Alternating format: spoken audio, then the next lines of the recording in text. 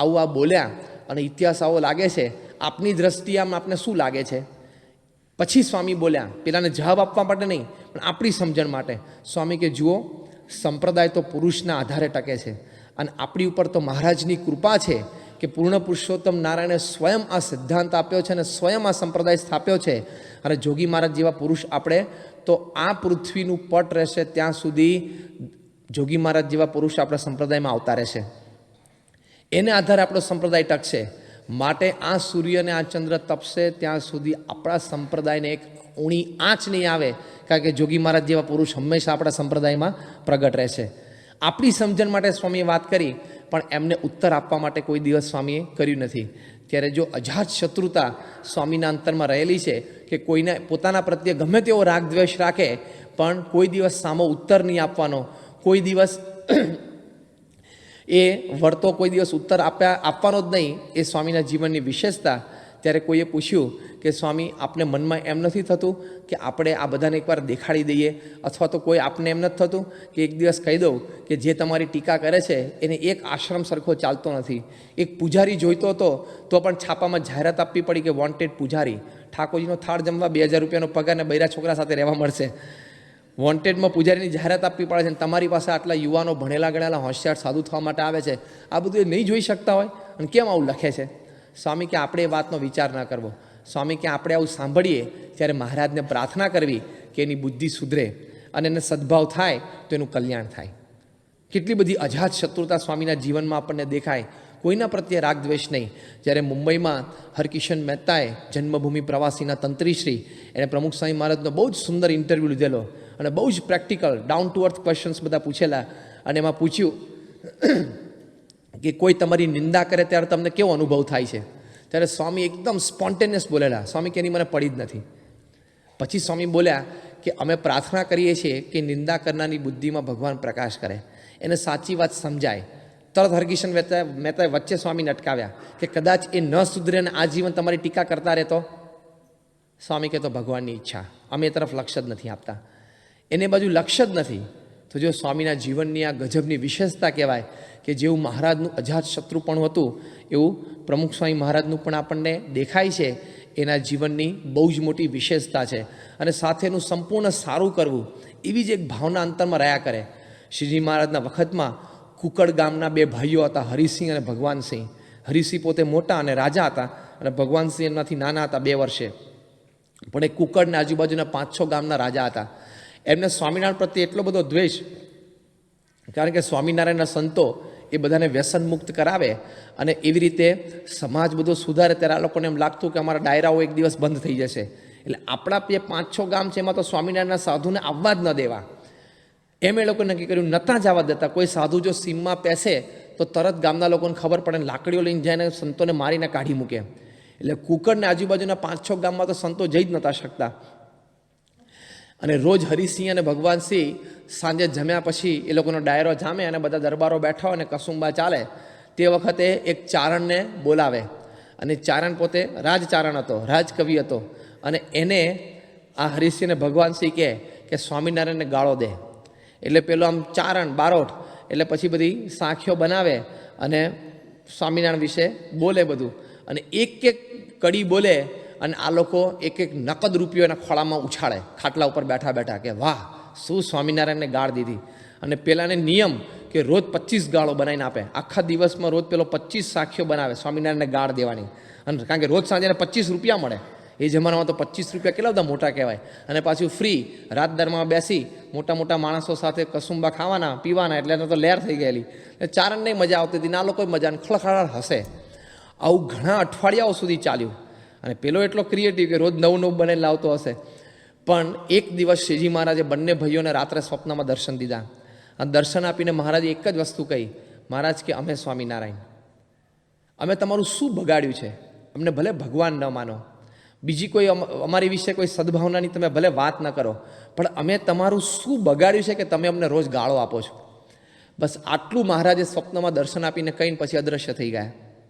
સવારે બંને ભાઈઓ ઉઠ્યા અને બંનેના મોઢા ઉપર આશ્ચર્ય બે એકબીજા સામે જોઈ રહ્યા. ત્યારે હરિસિંહ કે ભગવાન મને આવું સપનું આવ્યું. ત્યારે ભગવાન સિંહ કે મને આવું સપનું આવ્યું. અને કે સ્વામિનારાયણ આવું બોલ્યા? તો કે સ્વામિનારાયણ આવું બોલ્યા. તો તો કે બંનેને સાથે દર્શન આપ્યા એક જ દિવસે રાત્રે, અને પાછું બંનેને આ જ શબ્દોમાં કહ્યું. એટલે ચોક્કસ સ્વામિનારાયણમાં કંઈ દૈવત તો ખરું હો, નહીં તો આવું થાય નહીં કહે છે. ચાલો તો એકવાર આપણે જોવા તો જઈએ કે સ્વામિનારાયણ કેવા છે. ત્યાં સુધીના સ્વામિનારાયણ ભગવાનને જોયેલા જ નહીં, ખાલી વાતો સાંભળેલી, સંતોને જોયેલા, અને સંતોનું કાર્ય મહારાજનું જાણીને ગાળો જ દેતા હતા, બીજું કાંઈ જ નહીં. તો એક દાડો બંને જણા ગઢડા ગયા અને મનમાં સંકલ્પો કરીને ગયા, જો સ્વામિનારાયણ ભગવાન હોય તો અમારા આટલા સંકલ્પો પૂરા થાય. મહારાજ આમ સભા કરીને બેઠેલા, અને હરિસિંહ અને ભગવાનસિંહ બંને આમ રાજવી વેશમાં મહારાજને સભામાં પ્રવેશ કર્યો. એટલે મહારાજ પોતે સભામાંથી ચાલુ કથાએ ઊભા થયા, અને મહારાજ સન્મુખ ચાલ્યા અને બંનેને કીધું કે આવો હરિસિંહ, આવો ભગવાનસિંહ, બેસો. પહેલો સંકલ્પ પૂરો થયો કે સ્વામિનારાયણ સભા કરીને બેઠા હોય, ઊભા થઈને સ્વયં અમને લેવા માટે આવે અને સભામાં અમને નામ દઈને બોલાવીને અમારો હાથ પકડીને અમને આગળ બેસાડે તો અમે માનીએ કે ભગવાન છે. આવો તો હજી પહેલો સંકલ્પ પૂરો થયો. અને પછી પાછા મહારાજ કથા કરવા બેઠા, ત્યાં વળી ગુજરાતથી કોઈ હરિભક્ત આવ્યા હશે, એ ગુલાબનો હાર લઈને આવેલા અને મહારાજને સભામાં આગળ આવીને ગુલાબનો હાર પહેરાવ્યો. એ મહારાજે ગુલાબનો હાર કાઢી અને મહારાજે હરિસિંહને નામદયથી બોલાવ્યા. મહારાજ કે આવો, એટલે હરિસિંહ આગળ આવે ને મહારાજે એમને હાર પહેરાવ્યો. એટલે બીજો સંકલ્પ પૂરો થયો. અને પછી સભા પૂરી થઈ, બધાને મળ્યા, અને મહારાજે બંનેને મળ્યા. ત્યારે મહારાજે કીધું કે તમારે તો 2 દિવસ અહીંયા રોકાવાનું છે અને અમારી સાથે મિત્રતા કરવાની છે. ત્યારે એનો ત્રીજો સંકલ્પ પૂરો થયો કે ત્રીજો સંકલ્પ એ હતો કે સ્વામિનારાયણ અમને આગ્રહ કરી અને 2 દિવસ રોકાવાનું કહે અને અમને મિત્ર તરીકે જો સ્વીકારે તો સ્વામિનારાયણ ભગવાન સાચા. આ ત્રણેય સંકલ્પો મહારાજે પૂરા કર્યા, અને મહારાજે પછી 2 દિવસ એમને રાખ્યા, ખૂબ કથા વાર્તાનો લાભ આપ્યો. અને મુક્તાનંદ સ્વામીને પણ કહ્યું કે તમે પણ હરિસિંહ અને ભગવાનસિંહને અમારા મહિમાની વાતો કરજો. એટલે મુક્તાનંદ સ્વામીને બ્રહ્માનંદ સ્વામી બધા સંતોએ પણ ખૂબ આ બંને રાજવીઓને મહારાજના મહિમાની વાતો કરી. બંને 2 દિવસના અંતે સત્સંગી થયા. બધા જ જાતના વ્યસન અને ફેલ ફતુર બધા મહારાજ પાસે મૂક્યા, અને કુકળ ગામમાં બધો સત્સંગ શરૂ થયો. તો જો આવી રીતે કેટલા બધા અજાત શત્રુ કહેવાય કે પોતાને જે ગાળો દેતા એમના પ્રત્યે પણ મહારાજને કોઈ એવો કુભાવ નહીં, બલકે એનું સારું થાય, એનું કલ્યાણ થાય, એની સાથે મિત્રતા શ્રીજી મહારાજે કેળવી. તો જો આ મહારાજની વિશેષતા હતી. પ્રમુખ સ્વામી મહારાજ મુંબઈમાં હતા, એક વખત ખૂબ બીમાર હતા. તે વખતે ત્યાં એક બહુ જ પાવરફુલ સેન્ટ્રલ કેબિનેટ મિનિસ્ટર કોંગ્રેસના હતા, એ સ્વામીશ્રીને મળવા માટે આવ્યા. અને તે વખતે તે પ્લાનિંગ કમિશન ઓફ ઇન્ડિયામાં પ્રાઇમ મિનિસ્ટરની ડિરેક્ટ ચેરમેનશીપ નીચે 5 મેમ્બરની જે એક્ઝિક્યુટિવ કમિટી હોય એમાં પણ હતા. એટલે કોઈ પણ રેવન્યુ, એટલે ભારતમાં જે પણ નાણું છે એ કયા ક્ષેત્રમાં કેટલું વાપરવું દર વર્ષે એ આ કમિટી નક્કી કરે. બહુ જ પાવરફુલ પોઝિશનમાં હતા. અને એમને થોડું મનમાં એમ હતું કે આ પ્રમુખ સ્વામી મહારાજ આ યુવાન ડૉક્ટર્સ, એન્જિનિયર્સ, ચાર્ટર્ડ એકાઉન્ટન્ટ્સ બધાને સાધુ બનાવે છે તો સમાજમાં બહુ મોટી ખોટ પડે છે. હવે જે છે એને નોકરી નથી મળતી. ખોટ શેની વાત છે? જે બધા છે એમને ફરે છે, પહેલાં એને નોકરી અપાવો, પહેલાં એનું ઘરનું કંઈક સાચવો, પછી આ બીજા જે થાય છે એવા જે 5, 15, 25, 50 છે એની પછી ચિંતા કરો. પણ એવું એમને મનમાં લોકોએ ઠસાવી દીધેલું, અને જરા સત્તાનો તોર હોય જરા મનમાં, અને આવી ચડ્યા અને સ્વામીને જબરજસ્ત ખખડાવવા મળ્યા. હવે સ્વામી બીમાર હતા અને સ્વામી એમને મળવા માટે ઊભા થયા અને એમને બોલવાનું શરૂ કર્યું. સ્વામી એમને ચેર ઓફર કરી, પણ એ તો ગણકાર્યું જ નહીં. હવે એ ના બેઠેલા સ્વામી પણ ઊભા રહ્યા. વચ્ચે આમ 2 મિનિટ સ્વામી ઊભા રહ્યા, સ્વામીને તરત ભીતનો ટેકો લેવો પડ્યો. સ્વામીના ચહેરા ઉપર માંદગી દેખાય, પણ પેલા જરા આક્રોશ લઈને આવેલા, એટલો બધો આક્રોશ સ્વામી ઉપર ઠલાવ્યો કે તમને, અને ત્યાં સુધી કે તમારામાં બુદ્ધિ નથી, તમે લોકો ભણેલા અભણ સાધુઓ છો, તમને ખબર નથી કે આધ્યાત્મ માર્ગ શું હોય, કે અમને પૂછીને કરતાં અમને ખબર પડે, અમે આખા ભારતનું પ્લાનિંગ કરીએ છીએ, તમારી એક નાની સંસ્થાનું પ્લાનિંગ ના કરી શકીએ? તમને આવો વિચાર નથી આવતો કે આ ભણેલા યુવાનોને સાધુ બનાવો છો? તમને કોઈ હક જ નથી. કોણે તમને હક આપી દીધો આ બધાને સાધુ કરવાનો? દીક્ષા આપવાનો અધિકાર તમને આપ્યો કોણે કહે છે? એ બધું સ્વામીને કહેવા માંડ્યા.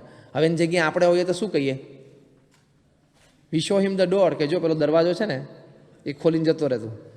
અને તો આપણને ગુસ્સો આવી જાય કે who are you to tell me, તું કોણ વળી મને કહેનાર? ચાલ ઉપર સીધું આપણે કહી દઈએ ને, મારો સંપ્રદાય છે, મારી સંસ્થા છે, અને હું કરું છું, અને હું જેને કરતો તું તારે ના પાડ્યું હોય ના પાડ, એ તારું માને તું લઈ જજે, મારું માને મારી પાસે આવશે, જાને કહી દઈએ આપણે. મને તો સ્વામી એકદમ આમ સાંભળે, વિવેક સાગર સ્વામી બાજુમાં હતા ને એમ, અને કોઈ પણ આમ આપણે તો આમ એકદમ આમ વિવેક સાગર એકદમ ફ્યુરિયસ થઈ ગયા.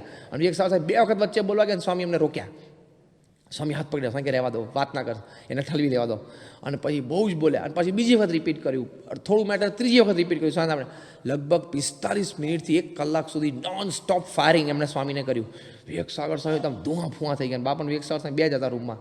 વિવેક સાગર સ્વામી કીધું, મને એમ થયું કે હમણાં પકડીને બહાર નાખી દઉં, પણ સ્વામી એકદમ કંટ્રોલમાં હોય, સ્વામી એકદમ પેશન્ટ, અને સ્વામી ના પાડતી, સ્વામી કે તમે ના બોલશો વચ્ચે, તો આમ વિવેક સાગર સ્વામી કંઈ બોલી ના શકે અને પછી જતા રહ્યા. વિવેક સાગર સ્વામી કે આવા લોકો આમ ચાલે છે, તમે કીધું આમ ને સ્વામી કે મનમાં બધું લઈને આવ્યા હતા, ઠાલવી લીધું. આપણે આત્મા છીએ, આપણે અક્ષર છીએ, આ દેહ આપણે છે નહીં, દેહને કહીએ, આત્માને ક્યાં કહીએ?